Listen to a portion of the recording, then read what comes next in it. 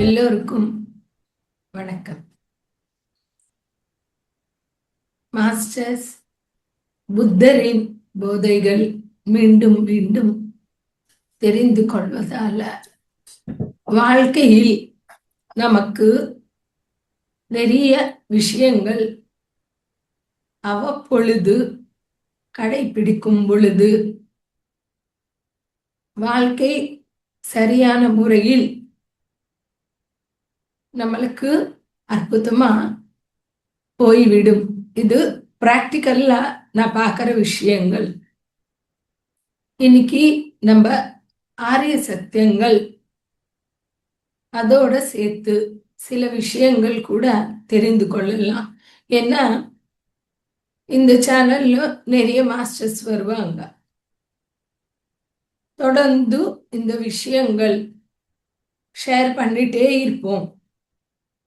அதனால அதோட சேர்த்து நம்ம புத்தர் சொன்ன விஷயங்கள் இன்னும் சில தெரிந்து கொள்ளலான்னு நான் நினைக்கிறேன். இதுல ஆரிய சத்தியங்களோட சேர்ந்து புத்தர் சொன்ன ஒரு கான்செப்ட் தேவையானது, அற்புதமானது, அது கூட நம்ம தெரிந்து கொள்ளலாம். அனுபசனா அப்படின்னு ஒரு வார்த்தை சொல்வார் அவரு. அனுபசனா அப்படின்னா தியானத்தில் ஒரு விஷயத்தை அதிகமாகவும் இல்லாமலே கம்மியாகவும் இல்லாமலே இருக்கிறது அப்படியே கவனிப்பது. அனுபசனா கவனித்தல். தட் இஸ் எதுக்கு அந்த வார்த்தை சொல்லியிருக்காருன்னா, எந்த ஒரு விஷயத்த நம்ம இருக்கிறது அப்படியே பார்க்க மாட்டோம், அப்படியே கவனிக்க மாட்டோம். அதிகமா அதுக்கு இருக்கிற விஷயத்துக்கு சேர்த்தி கவனிச்சிருப்போம், கம்மி பண்ணி பார்ப்போம். அப்படி கிடையாது. அனுபசனான்னா இருக்கிறது அப்படியே கவனிப்பது. அதிகமா இல்லை, கம்மி இல்லை. இத கொஞ்சம் சூக்ஷ்மமா இருக்கும், இத புரிஞ்சுக்கணும். சரி, எதை கவனிக்கணும் அப்படின்னு பாத்தீங்கன்னா அவரு 5 விஷயங்கள் சொல்லியிருக்காரு. ஃபர்ஸ்ட் பாத்தீங்கன்னா காயானுபசனா, அடுத்தது வேதனானுபசனா, சித்தானுபசனா, விபசனா, தம்மானுபசனா அப்படின்னு சொல்லி 5 விஷயங்கள் சொல்லியிருக்காரு. இதுல ஒவ்வொரு விஷயத்துல பார்த்தாக்கா காய அனுபசனா, காயா பிளஸ் அனுபசனா அப்படின்னா தியானம் செய்யும் பொழுது இந்த உடலில் நடக்கிற விஷயங்கள் அப்படியே கவனிப்பது. இந்த காயத்துல என்ன நடக்குது அப்படின்னு பார்த்தா, ஃபர்ஸ்ட் தியானத்துல உட்கார்ந்தா சுவாசத்தை போற காத்து வர காத்து கவனிக்கிறோம். எப்படி கவனிக்கிறோம்? இருக்கிறது அப்படியே கவனிக்கிறோம். இழுக்கிறது இல்ல, விடுறது இல்ல, எதுவும் செய்யறது இல்ல, நமக்குள்ள நடக்கிறது அப்படியே கவனிக்கிறோம். இப்படி கவனிக்க கவனிக்க நமக்குள்ள எண்ணமற்ற நிலை வரும் பொழுது காஸ்மிக் எனர்ஜி நம்மளுடைய எத்திரிக் பாடி அப்படின்னா எனர்ஜி பாடி, நாடி மண்டலத்தை சுத்தி பண்ணும் பொழுது அதனுடைய தாக்கம் கிளீனிங் ப்ராசஸ் நம்மளுக்கு உடல்ல சில பாதிப்பு கொடுக்கும், வலி கொடுக்கும். அது நல்லதுதான். ஒரு வியாதி வருது, அது குறையறதுக்கு இன்ஜெக்ஷன் போட்டா கொஞ்சம் பாதிப்பு நம்ம தாங்கினா வியாதி குறைஞ்சிரும் சொல்லிட்டு இன்ஜெக்ஷன் வலிச்சா கூட வாங்குறோம். அதே போல இந்த எத்திரிக் பாடியில நம்மளுக்கு ப்ராசஸ் நடக்கும் பொழுது நம்ம கொஞ்சம் பொறுமையா இருந்தா அடுத்த வரப்போற வியாதிகள், இருக்கிற வியாதிகள் அனைத்தும் குறையும். அதனால அந்த வலியை கவனிச்சுட்டே இருக்கணும்.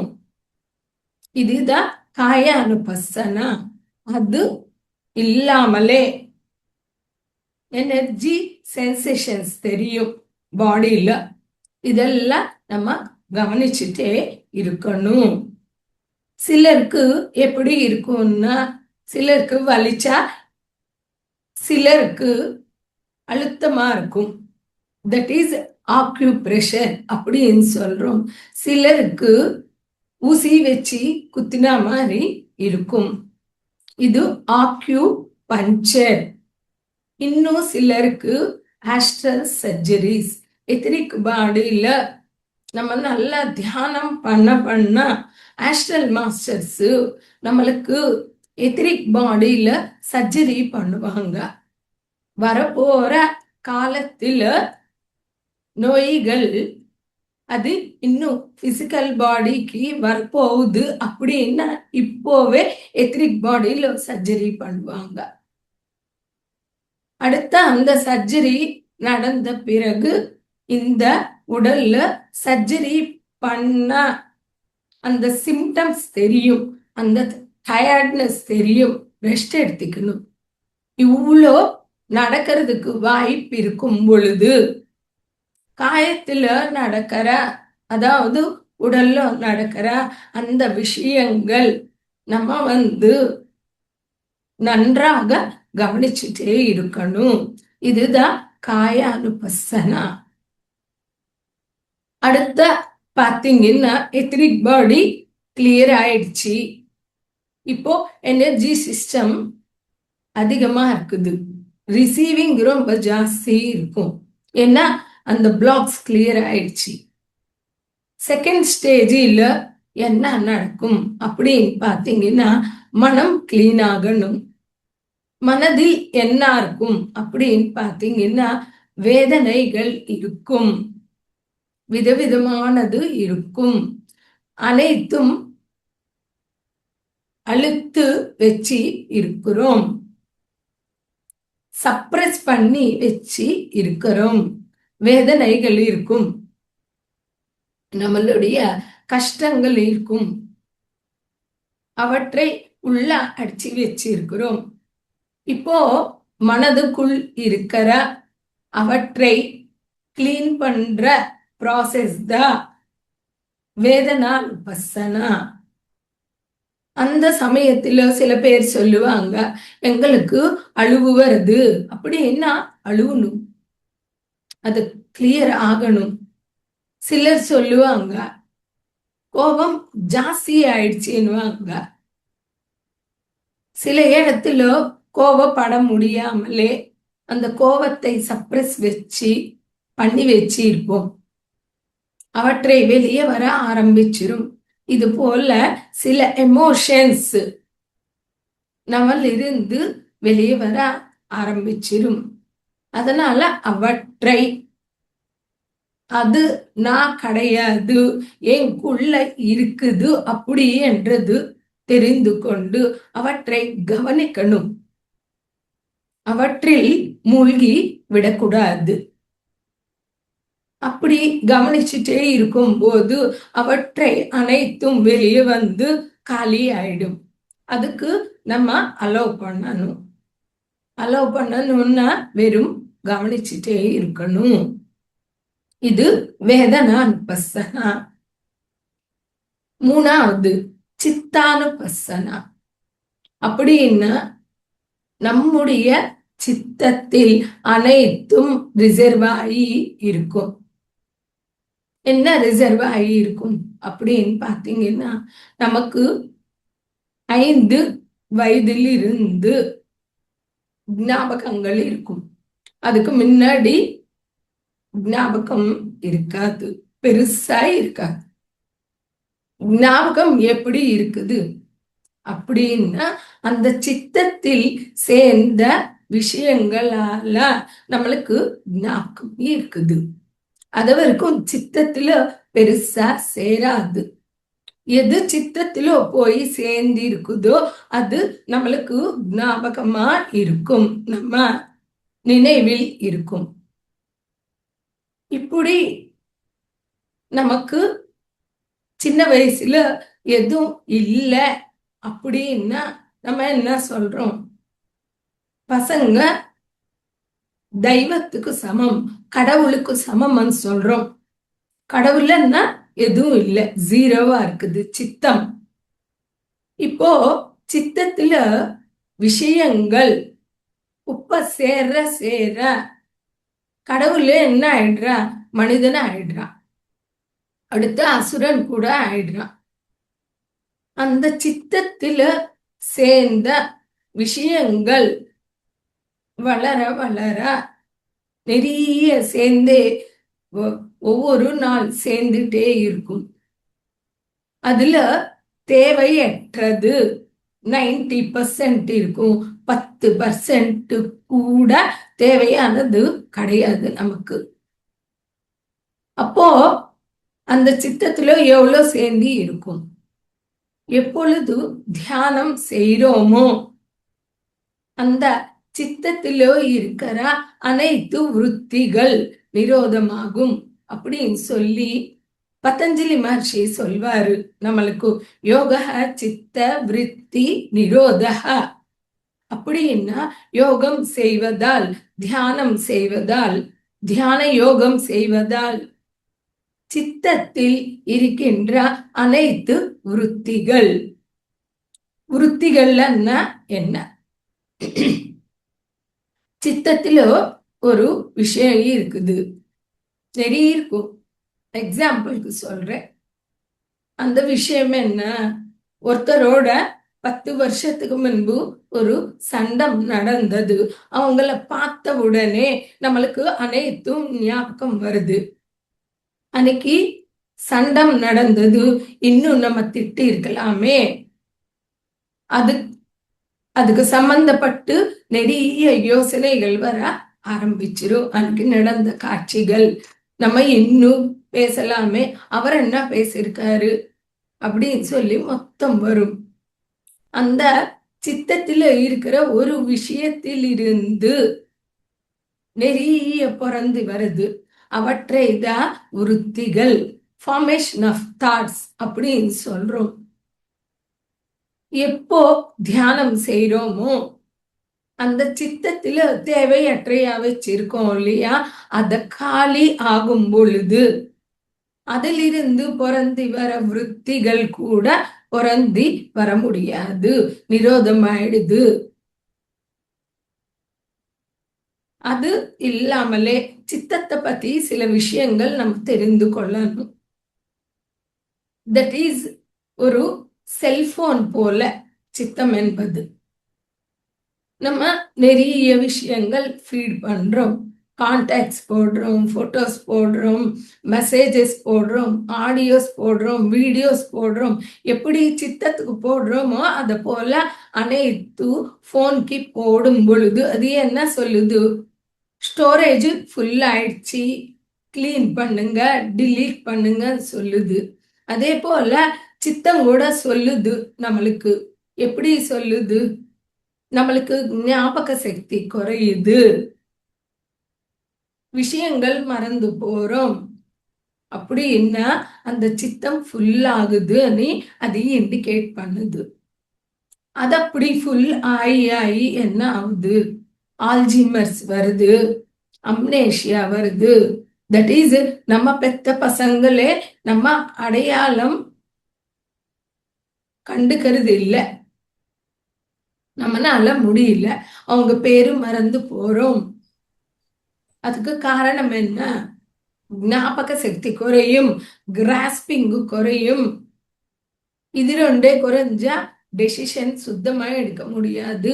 இந்த சூழ்நிலை சித்தம் முழுசா ஃபுல் ஆகிறதுனால அத டிலீட் பண்றதுதான் தியானம்.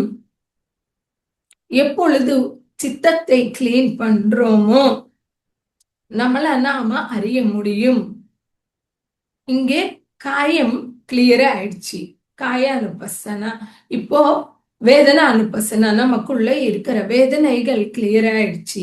மூணாவது சித்தானுபசனா, தேவையற்ற குப்பையெல்லாம் கிளியர் ஆயிடுச்சு. எப்போ இது கிளியர் ஆகும் பொழுது என்ன சிம்டம்ஸ் வருது? ஒவ்வொரு ஸ்டேஜில் சில சிம்டம்ஸ் இருக்கும். நம்மளுக்கு இந்த ப்ராசஸ் நடக்கும் பொழுது முக்கியமா 2 நடக்கும். ஒண்ணு, தியானத்திலோ உட்கார்ந்தா சுவாசத்தை கவனித்தாலும் 1 மணி நேரம் உட்கார்ந்தா கூட 1 மணி நேரம் நம்மளுக்கு எண்ணங்கள் இருக்கிற மாதிரியே இருக்கும். எண்ணமற்ற நிலை வராது, ஆனா உட்கார முடியுது. அப்படின்னா அர்த்தம் உள்ள ப்ராசஸ் நடக்குதுன்னு அர்த்தம். மூச்சு கவனிப்போம், ஆனா நமக்கு எண்ணமற்ற நிலை வராது, உட்கார முடியும். இது ஃபர்ஸ்ட் சிம்டம். செகண்ட் சிம்டம் என்ன அப்படின்னு பார்த்தீங்கன்னா, நமக்கு ஞாபக சக்தி குறையும். அது குறைஞ்ச மாதிரி இருக்கும், ஆனா குறையாது. பயப்பட வேண்டிய அவசியமே இல்லை. யாராவதுக்கு அந்த சிம்டம்ஸ் இருந்தா மாஸ்டர்ஸோட கைடன்ஸ் வாங்கலாம். இப்போ எதுக்கு அப்படி நம்மளுக்கு குறைஞ்ச மாதிரி இருக்கும், இது நம்ம தெரிஞ்சுக்கலாம். நம்ம ஒரு பீர்வாவோ அல்மாரவோ கிளீன் பண்ணணும் அப்படின்னா என்ன பண்ணுவோம்? ஃபர்ஸ்ட் மொத்தம் காலி பண்ணுவோம். காலி பண்ணிட்டு டிவைட் பண்ணி தேவையான பொருள், தேவையற்ற பொருள் அப்படின்னு சொல்லிட்டு பிரிச்சுட்டு தேவையற்ற பொருள் எடுத்து திருப்பி தேவையான பொருள் மட்டுமே உள்ள வச்சிருப்போம். இது போல ஒரு ப்ராசஸ் நமக்குள்ள சித்தத்தில் நடக்கும். அனைத்து குப்பை வெளியே கொண்டு வந்து தேவையற்றது அனுப்பி தேவையானதும் மட்டுமே உள்ள பதிவாகும். அதனால அடுத்த ஸ்டேஜில் நமக்குள்ள நிறைய ஞாபக சக்தி வளரும். மெமரி பவர் ட்ரெமெண்டஸா வளரும். இதுக்கு ஒரு உதாரணம் கூட பார்க்கலாம். நான் பார்த்த உதாரணங்கள் கூட பார்க்கலாம். ஒரு சமயத்துல நான் குருஜி வீட்டுக்கு போனேன். நிறைய பேர் இருந்தாங்க.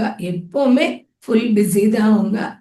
ஒரு 30-35 பேர் இருக்கிறாங்க. அன்னைக்கு சில வீடியோஸ் கூட ஓப்பன் ஆயிடுச்சு. பிஸியா இருக்காரு சாரு. நாங்க போனோம், சாரு பார்த்தோம். சாரு உட்கார சொல்லியிருக்காரு, பேச முடியல, உட்கார சொல்லியிருக்காரு. ஐஸ்கிரீம் கொடுக்க சொன்னாரு, சாப்பிட்டோம். நானும் என் பொண்ணும் போயிருக்கிறோம். அது முடிஞ்சிச்சு ப்ரோக்ராமு. சாரு ரெஸ்ட் எடுக்கிறதுக்கு போயிருக்காரு. நாங்க திருப்பி வீட்டுக்கு வந்திருக்கிறோம். இது நடந்த ஒரு 6 மாசத்த பிறகு வேற இடத்துல குருஜியை சந்திச்சிட்டோம். ஏன்னா குருஜி பார்த்தா லட்சக்கணக்கில் மக்கள் பார்ப்பாங்க. 40 வருஷமா. அந்த 6 மாச பிறகு ஒரு இடத்துல எங்களை பார்க்கும்போது சாரு எனக்கு சொல்றாரு, மேடம் நீங்க வீட்டுக்கு வந்திருக்கீங்க, அன்னைக்கு என்னால பேச முடியலன்னு சொல்லியிருக்காரு. அவர் நம்மளுக்கு சொல்ல வேண்டிய அவசியமே இல்லை, எக்ஸ்பிளனேஷன் கொடுக்க வேண்டிய அவசியமே இல்லை அவருக்கு இருக்கிற பிஸில. ஆனா 6 மாசத்த பிறகு ஞாபகமா இது சொல்றாரு. நான் அசந்து போயிருக்கேன். அப்போ அவங்க எவ்வளோ உஷாரா இருப்பாங்க, எவ்வளோ அவேர்னஸ், எவ்வளோ ஞாபக சக்தி. அதே போல இன்னொரு விஷயம் நான் ஷேர் பண்ணணும்னு நினைக்கிறேன். மாதா அமிர்தானந்தமயி எல்லோருக்கும் தெரியும். அவங்க கேரளா. அவங்க சிங்கப்பூருக்கு போகும் பொழுது நிறைய பேரு சந்திச்சிருவாங்க. இது கூட நானே பார்த்தேன் டைரக்டா. ஆயிரக்கணக்கில் மக்கள் வருவாங்க. ஒவ்வொருத்தருக்கும் அவங்க ஹக்கு கொடுப்பாங்க. ஏதோ ஒன்று சாக்லேட்டோ பிஸ்கெட்டோ கொடுப்பாங்க. ஏதோ ஒரு வார்த்தை சொல்லுவாங்க. இப்படி ப்ராசஸ் இருக்கும். அப்படியே அவங்க சிங்கப்பூர் போகும்போது ஒரு பொண்ணு, அம்மா உங்களோட நான் பேசணும்னுவாங்க. ஓகேம்மா நான் பேசுறேன்னுவாங்க. ஆனா அப்போ பேச முடியல. அடுத்த வருஷம் அவங்க சிங்கப்பூர் வரும்போது அந்த பொண்ணோட ஞாபகமா பேசுவாங்க.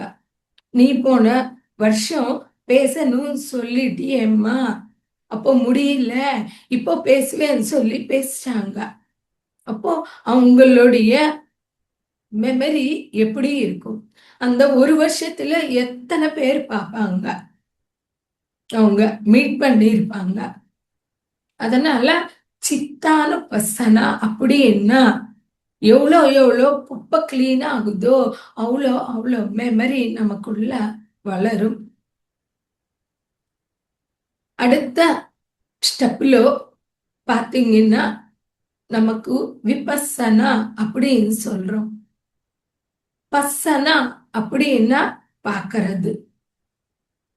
இந்த வேர்டு சான்ஸ்கிரிட் பஸ்யத்திலிருந்து வருது.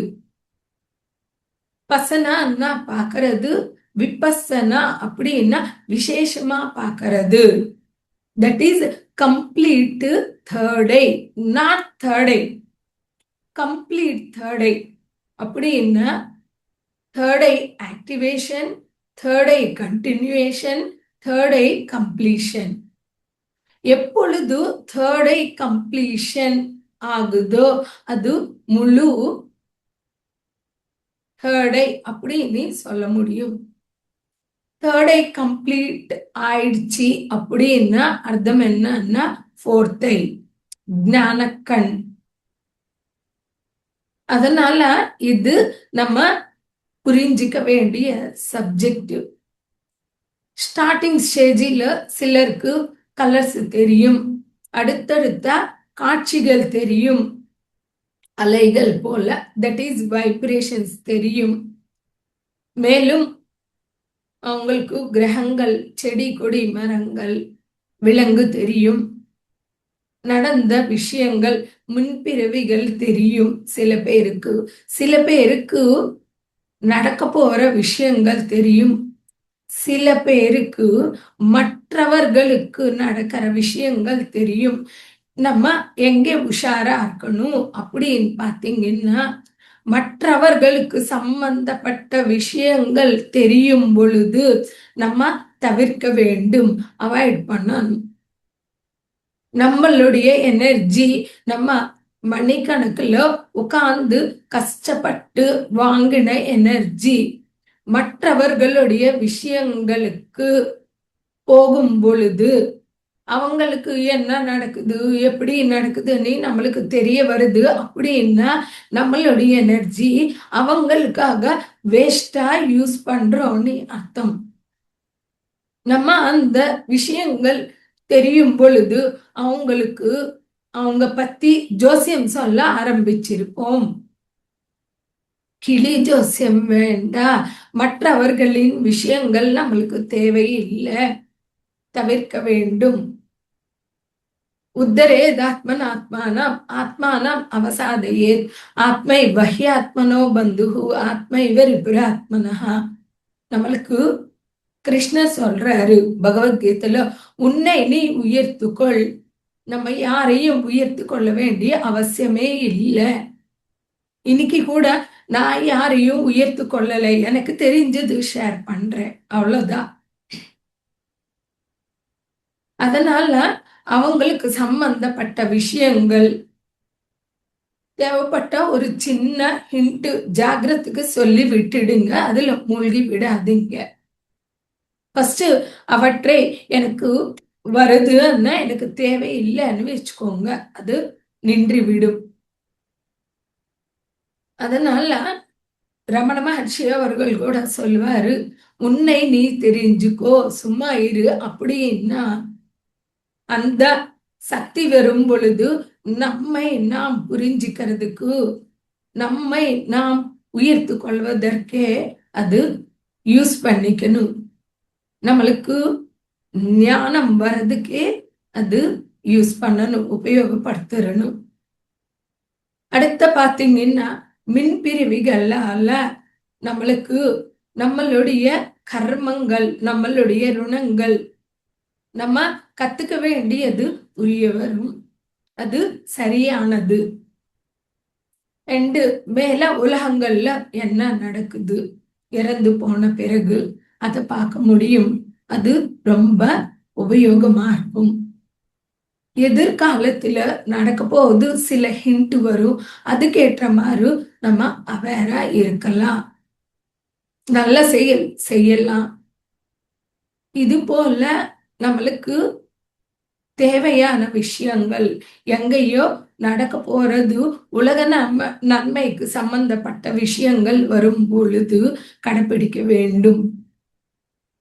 இது விபஸ்ஸனா. அதனால நம்ம இந்த 3ஆம் கண்ணு வரும் பொழுது சுய நிலைமைக்கு யூஸ் பண்ணிக்க கூடாது. பௌதீக பொருட்களின்காக யூஸ் பண்ணிக்க கூடாது. உலக நன்மைக்கு மட்டுமே யூஸ் பண்ண வேண்டும். இந்த ஆன்ம வளர்ச்சிக்காகவே அவற்றை யூஸ் பண்ண வேண்டும். இன்னும் ஒரு சில விஷயங்கள் கொஞ்சம் ஜாகிரதைக்காக நான் சொல்றேன். தடை வருது, எனக்கு மட்டுமே தடை இருக்குது, மற்றவங்கள கம்மி, நான் கிரேட் அப்படின்னு கூட நினைக்க வேண்டியது இல்லை. எல்லோருக்கும் உண்டு. அந்த காட்சிகள் வரும் பொழுது நம்ம கிரேசியா இருக்கிறதுனால ஞானத்திற்காக இல்லாமலே மற்றவர்களுக்கு சொல்லிக்கிறதுக்கு இருக்கிறதால ஆஸ்ட்ரல் பீயிங்ஸ், ஆஸ்ட்ரல் மாஸ்டர்ஸ் கிடையாது, ஆஸ்ட்ரல் பீயிங்ஸ் நம்மளை குழப்பத்திலோ விடுவாங்க. எப்படின்னாக்கா ஒரு புத்தர் போல வருவாங்க. நம்ம என்ன நினைப்போம், புத்தர் வந்திருக்காருன்னு நினைப்போம். ஆஸ்ட்ரல் பீயிங்ஸ் கூட வரலாம். உஷாரா இருக்கணும். அவங்க வரும் பொழுது என்ன சொல்றாங்க, பௌதீகத்துக்கு சம்பந்தப்பட்ட விஷயங்கள் சொன்னா புத்தர் கிடையாது. ஆன்மீக வளர்ச்சிக்கு சம்பந்தப்பட்டதோ ஆன்மீக ஞானத்தை கொடுக்கும் பொழுதோ அவங்க மகான்கள் அப்படின்றது நம்ம புரிந்து கொள்ளணும்.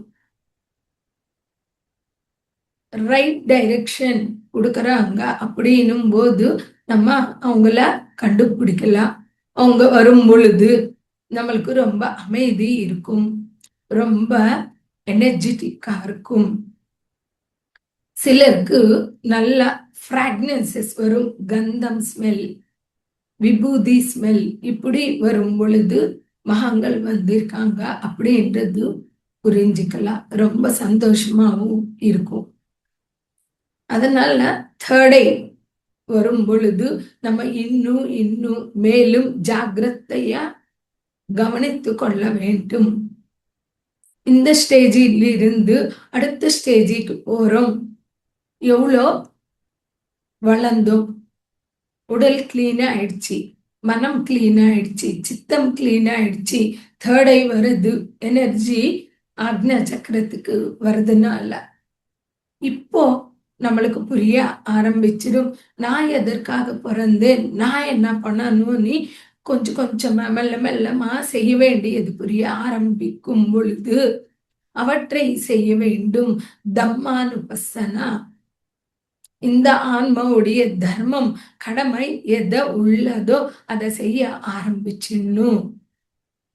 என்ன தோணுதோ, எதை செய்யணும்னு தோணுதோ அதை செய்ய ஆரம்பிக்கும் பொழுது இந்த ஆன்மாவுடைய பிரயாணம் சக்சஸ் ஆகும். ஒரு ஸ்டேஜ் பிறகு மறுபடியும் அடுத்த எனர்ஜி ஸ்டேஜுக்கு போகும் பொழுது மறுபடியும் கொஞ்சம் காய அனுபசனா, வேதனா அனுபசனா, சித்த அனுபசனா, விபசனா, தம்மா அனுபசனா. ஒவ்வொரு ஸ்டேஜில நம்மளுடைய எனர்ஜி சிஸ்டம் சேஞ்ச் ஆகிட்டே இருக்கும் படிப்படியாக. அதனால அனைத்தும் நம்மனால கடந்து போக முடியும், நம்மனால சாதிக்க முடியும், நம்ம செய்ய முடியும். டெய்லி தியானம் பண்ணணும், புக்ஸ் படிக்கணும், சஜன சாங்கச்சம் செய்ய வேண்டும். இதுதான் நம்ம தெரிந்து கொள்ள வேண்டும் அப்படின்னு நினைச்ச இந்த அனுபசனா சப்ஜெக்ட். இப்போ நம்ம ஆரிய சத்தியங்கள் பார்ப்போம். புத்தர் தன்னுடைய அரண்மனையில் இருந்து வெளியே வந்து ஒரு நோயாளி, ஒரு முதியோரு, ஒரு டெத்து பார்த்து அவருக்கு ஏதோ இருக்கு, எனக்கு தெரியாத விஷயங்கள், நான் முதியோர ஆயிடுவேனா, நான் கூட இறந்து போவேனா, நோய் வருமா, இது என்ன அப்படின்னு தெரிந்து கொள்வதற்கு அவர் அரண்மையை விட்டுட்டு 6 வருடங்கள் 500 குருகள் கிட்ட போய் அவரு நிறைய உபவாசம், விதவிதமான ஆசனங்கள் ட்ரை பண்ணிட்டு கடைசியில நம்முடைய மூச்சிலவே அனைத்தும் உள்ளது அப்படின்னு கண்டுபிடிச்சிட்டு உலகத்துக்கு ஆனாபான சக்தி கொடுத்திருக்காரு. அப்போ அவரு தெரிந்து கொண்டது என்ன அப்படின்னு பாத்தீங்கன்னா, அனைத்தும் துக்கம் அனைத்து இடங்களில் எப்பொழுதுமே உள்ளது அப்படின்னு கண்டுபிடிச்சாரு. அந்த துக்கத்துக்கு காரணம் என்ன அப்படின்னு பாத்தீங்கன்னா, திருஷ்ணானி கண்டுபிடிச்சாரு. ஃபர்ஸ்ட் ஆரிய சத்தியம், துக்கம் எல்லா இடத்திலும் எப்பொழுதுமே இருக்குன்றது கண்டுபிடிச்சாரு. செகண்ட், துக்கத்துக்கு காரணம் திருஷ்ணா. திருஷ்ணான்னு அர்த்தம் மிதிமீந்திய கோரிக்கைகள். கோரிக்கை என்று சொல்லல, மிதிமீந்திய கோரிக்கைகள். இப்போ என் பசிக்கு 2 தோசை போதும் எனக்கு, ஆனா மனம் என்ன சொல்லுது, நல்ல டேஸ்டா இருக்கு, 3வது சாப்பிடு, 4வது சாப்பிடு, 5வது சாப்பிடு அப்படின்னு சொல்லும் பொழுது மிதிமீந்திய கோரிக்கை. கோரிக்கைக்கு உட்பட்டு இருந்தா அது சரியானது. கோரிக்கைக்கு அப்பால் பட்டு இருந்தா அதனை திருஷ்ணான்னு சொல்லியிருக்காரு. நம்ம வசத்துல நமக்கு தேவையானது அனைத்தும் நம்ம அனுபவிக்கலாம். நமக்கு மிஞ்சி இருக்கிற அவற்றின் பின்னாடி ஓடுறது திருஷ்ணான்னு சொல்லியிருக்காரு. எப்பொழுது திருஷ்ணை இருக்குதோ துக்கம் இருக்கு. அந்த திருஷ்ணத்துக்கு காரணம் என்ன அப்படின்னு பாத்தீங்கன்னா, திருஷ்ணத்துக்கு காரணம் அறியாமலத்தனம், அவித்யா அப்படின்னு சொல்லியிருக்காரு. அந்த அறியாமலத்தனம் போக்கி கொள்ளணும் அப்படின்னா 4வது சத்தியம் ஆன்ம கல்வி, வித்யா அப்படின்னு சொல்லியிருக்காரு. ஆன்ம ஞானம் தேவைன்னு சொல்லியிருக்காரு. சப்போஸ் எனக்கு ஒரு வீடு இருக்குது, எனக்கு 3 வீடு வேணும், 4 வீடு வேணும் அப்படின்னா அது திருஷ்ணா. எதற்காக வருது, எல்லாரும் விட எனக்கு ஜாஸ்தி இருக்கணும், ஜாஸ்தி தேவை அப்படின்னா அந்த எல்லோரும் நானும் வேற வேற என்ற அறியாமலத்தனம். அனைவரும் ஒண்ணுதான். ஆனா நம்ம என்ன நினைக்கிறோம், அவரை விட நான் கிரேட், அதை காட்டணும், அதை சொல்லணும், எனக்கு தான் ஜாஸ்தி வேண்டும் என்றது அறியாமலத்தனம். உண்மையான ஞானம் என்னன்னா அனைவரும் ஒண்ணுதான். எப்பொழுது தியானம் செய்யறோமோ நம்மளுக்கு படிப்படியாக அந்த விஷயங்கள் புரிய வரும். அந்த திருஷ்ணா எதை இருக்குதோ அது குறைய ஆரம்பிச்சிடும். இதுக்கு மார்க்கம் சொல்லியிருக்காரு, அஷ்டாங்க மார்க்கம்.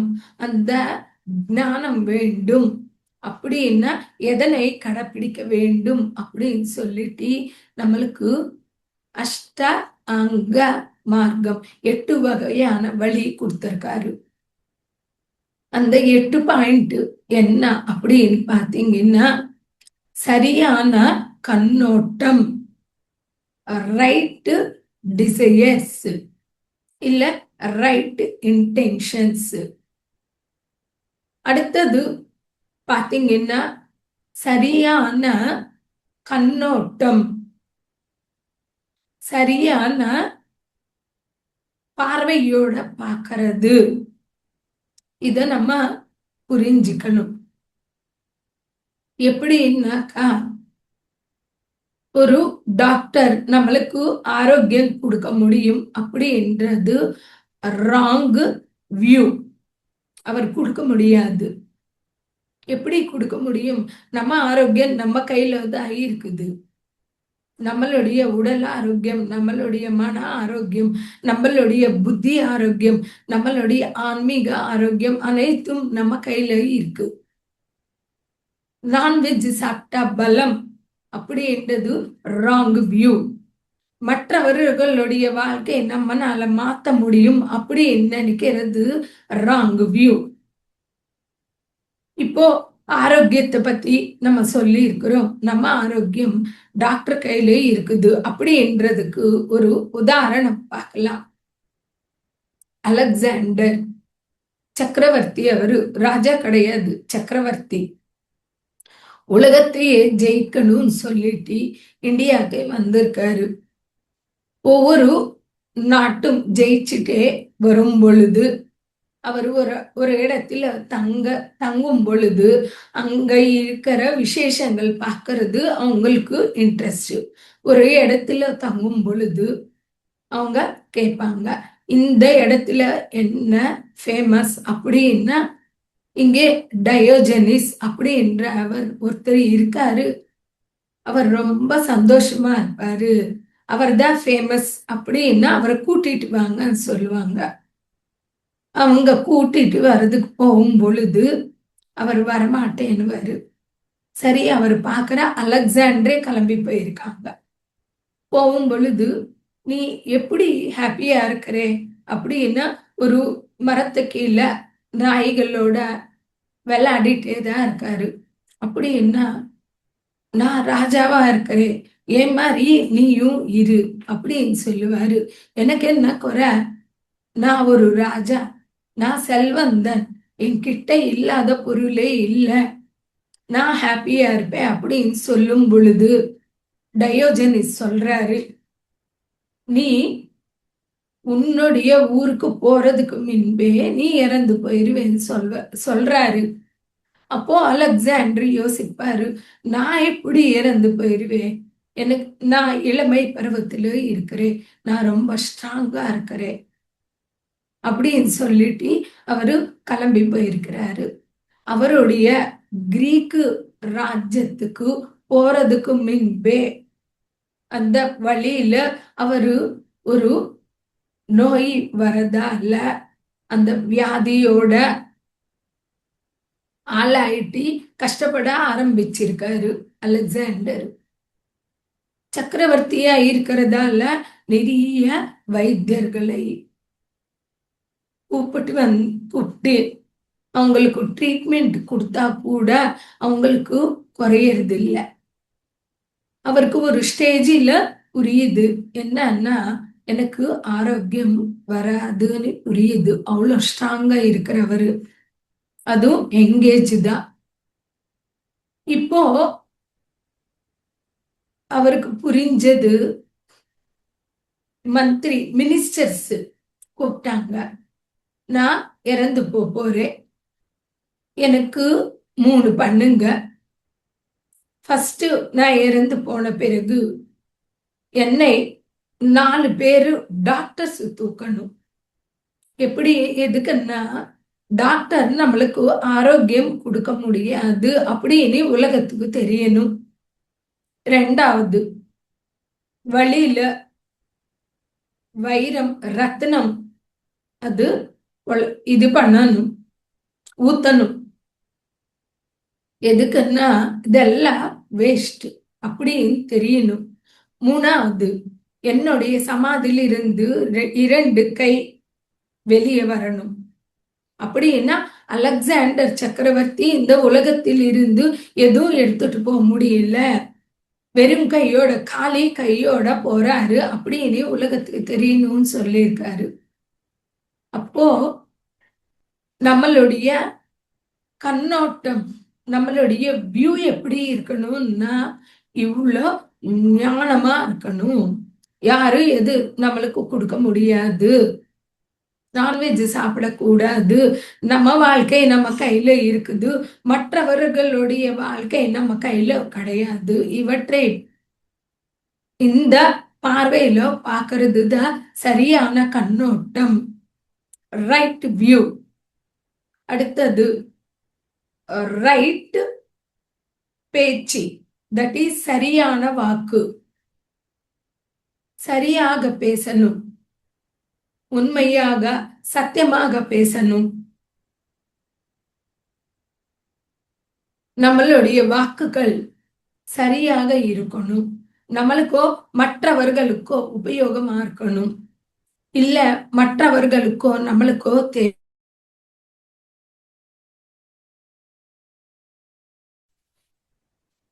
S madam, please proceed.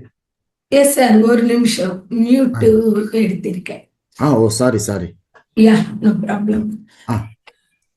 அப்போ நம்மளுடைய பேச்சு மற்றவர்களுக்கோ நம்மளுக்கோ உபயோகமா இருக்கணும், தேவையா இருக்கணும், இல்ல என்ஜாய்மெண்ட்டுக்காக இருக்கணுமே தவிர மற்றவர்களை துன்புறுத்திட்டு நம்ம ஜோக் அடிச்சிட்டோம் அப்படின்றது கிடையாது. இதுக்கு கூட ஒரு சின்ன உதாரணம் பார்க்கலாம். சோக்ரட்டிஸ் இருக்காரு. அவரு வழியில போகும் பொழுது அவங்களுடைய ஃப்ரெண்டு பார்த்தாரு. பார்க்கும் பொழுது அந்த ஃப்ரெண்ட்ஸ் சொல்றாரு, நான் உன்னுடைய ஃப்ரெண்டு பத்தி ஒரு வார்த்தை பேசணும் சொல்லணும்ட்டாரு. அப்போ சோக்ரட்டிஸ், நில்லுங்க, இப்போவே சொல்லாதீங்க, நான் ஒரு சில கேள்வி கேட்கிறேன், அப்போ சொல்லுங்க தேவைப்பட்டா. இந்த வார்த்தை எனக்கு சொல்றதால உங்களுக்கு ஏதாவது யூஸ் இருக்கா அப்படின்னு கேட்டாரு. எனக்கு எந்த யூஸ் இல்லைட்டாரு. இந்த வார்த்தை எனக்கு சொல்றதால எனக்கு ஏதாவது யூஸ் இருக்கான்னு கேட்டாரு. இல்ல, உனக்கும் யூஸ் இல்ல, உபயோகம் இல்லை. மூணாவது, இது உண்மையா அப்படின்னா எனக்கு தெரியாது, உண்மையா இல்லையா எனக்கு ஐடியா இல்லை. அப்போ எனக்கு இது சொல்லாதான்னு சொல்லிட்டு இருக்காரு. ஒரு வார்த்தைக்கு அவ்வளோ வலிமை இருக்கு. சரியான வாக்கு, நம்ம இஷ்டத்துக்கு பேசுறோம், யாரும் எது நம்ம தடுக்கிறது இல்லை அப்படின்னு சொல்லிட்டு வாழ்க்கையில எவ்வளோ பேச்சு பேசுவோமோ, இது சரியான வாக்கு வரணும்னா மௌனம் இருக்கும் பொழுது சரியான பேச்சு எப்படி பேசணும்ன்றது புரிய வரும். அது வரைக்கும் நம்மளுக்கு புரியவே புரியாது. அடுத்தது சரியான கர்மா, ரைட் டீடு, செயல். நம்ம ஒரு செயல் செய்தால் மற்றவர்களுக்கோ நம்மளுக்கோ உபயோகமா இருக்கணும், இல்ல தேவையா இருக்கணும், அப்படிப்பட்ட செயல் செய்யணும். சுப கர்மங்கள் செய்வதற்கே சீக்கிரப்படும் சொல்லுவாரு புத்தர். நல்ல கர்மங்கள் செய்யணும், அர்ஜென்டா பண்ணுங்க சொல்றாரு. எதுக்குன்னா நாளைக்கு நம் இறந்து போனா, இன்னைக்கே இறந்து போனா நல்ல கர்மங்கள் செய்ய முடியாது.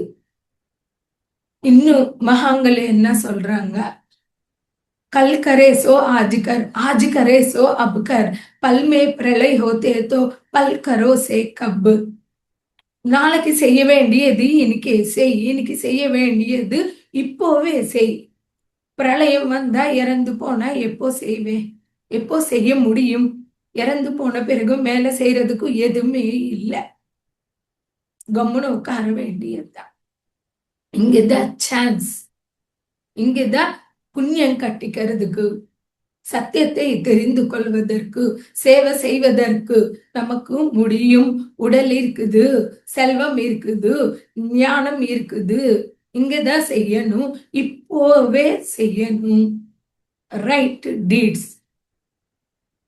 அடுத்த பாத்தீங்கன்னா சரியான ஸ்ரத்தை, சரியான ஏகாகிரதா, அதாவது ஒருமுகப்படுத்துதல். இது கூட நம்ம தெரிஞ்சுக்கலாம். இப்போ நான் கிளாஸ் சொல்றேன், ஸ்ரத்தையாக சொல்லணும், ஒரு பாயிண்ட் மிஸ் பண்ணிக்க கூடாது, ஜம்ப் பண்ணிக்க கூடாது, எங்கேயோ போக கூடாது. மைண்ட் இங்கேதான் வச்சிடணும், என்னுடைய புத்தி இங்கேயே இருக்கணும். அப்பொழுதுதான் நான் சரியா பிரசன்ட் பண்ண முடியும். சரியான சிரத்தையோட சொல்லணும்.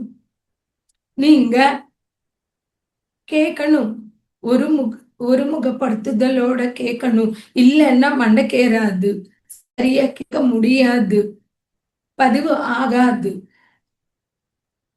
அதனால ரைட் கான்சென்ட்ரேஷன், ரைட் சிரத்தை, ஃபோக்கஸ். அடுத்தது சரியான ஜீவனோபாயம், தட் இஸ் தொழில். நம்ம செய்யற தொழில் சமூகத்துக்கு நமக்கு பிரயோஜனமா இருக்கணும். ஒரு பிராந்தி ஷாப்பு வச்சிருக்கிறோம், யாருக்கு பிரயோஜனம்? சமூகத்துக்கு கெடுதல், தீமை. ஒரு நான்வெஜ் ஷாப் இருக்கு, அது தீமை. அதே போல திருடு கூடாது, மோசம் செஞ்சு சம்பாதிக்க கூடாது. அதனால சரியான ஜீவனோபாயம், நம்மளுடைய தொழில் வியாபாரம் உபயோகமா இருக்கணும், தீமை செய்த விதத்தில் இருக்கக்கூடாது. அடுத்து பாத்தீங்கன்னா சரியான தியானம். அப்போ சரியற்ற தியானங்கள் இருக்குதுன்னு அர்த்தம். அப்போவே அவர் ரீசர்ச்ல கண்டுபிடிச்சிருக்காரு, சரியற்ற தியானங்கள் இருக்குது அப்படின்னு. அதனால அந்த ரீசர்ச்ல ஆனாபான சதி மட்டுமே சரியான தியானம் அப்படின்னு சொல்லிட்டு கண்டுபிடிச்சி உலகத்துக்கு கொடுத்திருக்காரு. கிட்டத்தட்ட 110 112 விதங்களான தியானங்கள், சரியற்ற தியானங்கள் இருக்குது. சரியான தியானம் ஆனாபான சதி மட்டுமே. ஓஷோ அவர்களின் ஒரு புக் இருக்கு, விஞ்ஞான பைரவ தந்திரா. அந்த புக்குல சிவன் பார்வதி அம்மனுக்கு சொன்ன சுவாசத்தின் ரகசியங்கள், அதுல ஃபர்ஸ்ட் மெத்தடுன்னா அதுல இருக்கிற மெத்தட்ஸ் எல்லாமே சுவாசத்துக்கு சூக்ஷ்மமா போற மெத்தட்ஸ் தான், வேற எதுவும் கிடையாது. அதுல ஆனாபான சதி ஃபர்ஸ்ட். அப்படின்னா வரப்போற மூச்சியை, இயற்கையான மூச்சியை கவனிப்பது அப்படின்னு சொல்லிட்டு சிவன் பார்வதி அம்மனுக்கு சொன்ன சுவாச ரகசியத்தை பத்தி இருக்கு. இன்னொரு கூட சொல்லியிருப்பாங்க, சுவாசம் என்பது பிரிட்ஜ், தட் இஸ் பௌதீக கான்சியஸ்ல இருந்து இன்னர் கான்சியஸ்க்கு, இன்னர் கான்சியஸ்ல இருந்து சப்கான்சியஸ்க்கு, சப்கான்சியஸ்ல இருந்து நம்மளுடைய சூப்பர் கான்சியஸ்க்கு கொண்டு போற ஒரு பிரிட்ஜ் அப்படின்னு சொல்லிட்டு சுவாசத்தை பத்தி சொல்லியிருக்காரு. இன்னும் மேலும் கூட என்ன சொல்லியிருக்காரு அப்படின்னு பாத்தீங்கன்னா, போற சுவாசத்துக்கு திரும்பி வர சுவாசத்துக்கு நடுவுல ஒரு கணம் 2 கணம் இருக்கும். அந்த கணம் காலியான கணத்தை கூட நம்ம கவனித்தால் அப்படின்னு சொல்லி சூக்ஷ்மமா சொல்லியிருக்காங்க. அந்த சுவாசத்தை கவனிக்கிறவர் உள்ள ஒருத்தர் இருக்கிறாரு, அவரை நீ கவனி அப்படின்னு சொல்றாரு. இது எல்லாமே நான் பிராக்டிக்கலா பண்ணி பார்க்கும் பொழுது ரொம்ப டீப்பா தியானம் செய்ய முடியுது, நமக்குள்ள நாம டீப்பா போக முடியுது. இதுதான் மாஸ்டர்ஸ் இன்னைக்கு ஆரிய சத்தியங்கள் அஷ்டாங்க மார்க்கம் அப்படின்னு நம்ம தெரிந்து கொள்ள வேண்டிய விஷயங்கள் தெரிந்து கொண்டோம். இன்னும் ஒரு 4 minutes டைம் இருக்குது. அவருடையது ஒரு சில சின்ன விஷயங்கள் நான் சொல்றேன். புத்தர் சொன்னது, ஆரோக்கிய பரமாலாபா, சந்துஷ்டி பரமம் தனம், விஸ்வாசா பரமாக்ஞாதிஹி, நிர்வாணம் பரமம் சுகம். அப்படின்னா ஆரோக்கியம் தான் பரமலாபம். செல்வம், காசு, காரு, வீடு கிடையாது. ஆரோக்கியமே மகாபாகியம். ஆரோக்கியம் இருந்த எதை வேணாலும் சாதிக்க முடியும், எதை வேணாலும் செய்ய முடியும், எதை வேணாலும் சாப்பிட முடியும், எதை வேணாலும் என்ஜாய் பண்ண முடியும். அதுதான் பெரிய லாபம். ஆரோக்கியமே பெரிய லாபம். சந்துஷ்டி பரமம் தனம். எப்பொழுது நம்ம திருப்தியா இருக்கிறோமோ, நம்ம தனவானா இருக்கிறோம்னு அர்த்தம், செல்வந்தனா இருக்கிறோம்னே அர்த்தம். ஒரு பெரிய பங்களாலோ இருக்கிறாங்க, திருப்தி கிடையாது, அப்போ அவங்க ஏழைக்காரன் தான். கொட்டாயில இருந்தா கூட தனக்கு இருக்கிறதுல திருப்தியாக சாப்பிட்டு திருப்தியா வாழுபவர்கள் செல்வந்தனா இருக்கிறவங்களை போல. அடுத்த விஸ்வாசா பரமாஜ்ஞாதிஹி, நம்பிக்கை இருக்கிறது தான். அது நம்மளுக்கு ஞாத்தின்னா விருந்தாளியாய் இருக்குது அந்த நம்பிக்கை. அடுத்தது நிர்வாணம் பரமம் சுகம். நமக்கு ஏசி இருந்த சுகம், நல்ல வீடு இருந்த சுகம், அது இருந்த சுகம், இது இருந்த சுகம் அப்படின்னு நினைச்சா அந்த சுகம் ரொம்ப குறைந்து அளவுதான். நிர்வாணம் முக்தி எதை இருக்குதோ, மோட்சம் எது இருக்குதோ அது பரமம் சுகம், பேரானந்தத்தை கொடுக்குது, பேரமைதி கொடுக்குது.